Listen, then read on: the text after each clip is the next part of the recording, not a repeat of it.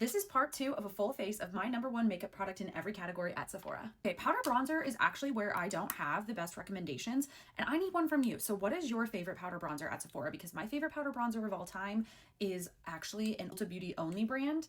So if I had to pick one that is also sold at Sephora, it would be the Tarte Amazonian. For powder blush, there are so many incredible formulas, but if I had to pick just one at Sephora, it would have to be the Kosas Blushes Life, specifically in the shade Bliss.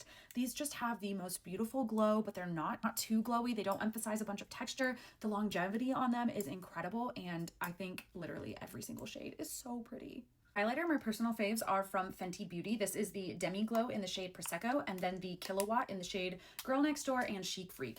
I don't think they're selling this one at Sephora anymore, so I really hope that means they're not discontinuing it, but I don't know. So because you can only get this one, we'll go with this one. I think it just adds such a beautiful glow without being too over the top or too glittery, and you can pry highlighter out of my cold dead hands, okay? Favorite pencil eyeliner is going to be the Urban Decay 24/7. I really do think that this one lasts quite a long time, and the color payoff is great. If we're talking eyeshadow palettes, the #1 eyeshadow palette I could recommend at Sephora is the Natasha Denona I Need a Nude.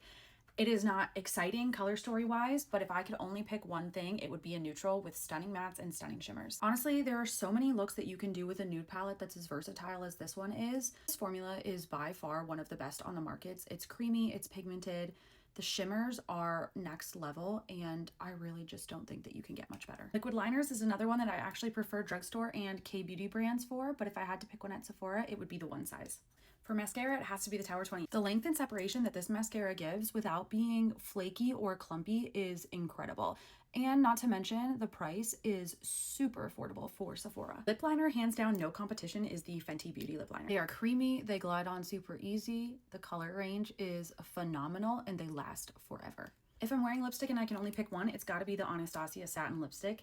This is such a creamy formula. It is so pigmented, it is so comfortable, and it really does last a long time, especially for a lipstick. Gloss is lawless. It just has to be. It really does fill in the lines of your lips, and it is so stunning. For lip categories, lip oil is gonna be the Fenty Beauty. Lip balm is gonna be Summer Friday. Lastly, if we're talking setting spray and I could only pick one, it has to be One Size on Till Dawn. I literally wore this in my sister's wedding, sobbed, not a thing came off. Not a thing, not a streak, not a mark.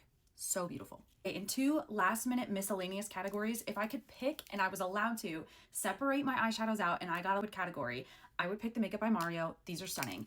And if I got a shadow stick category, I would pick the Tower 28. These just came out, but I love it and I can't wait to pick up a couple more shades during the Sephora sale. And that is it. That is a full face of my #1 products in each category at Sephora. Let me know below. Is there something that you have your eye on for the Sephora sale that you're gonna grab?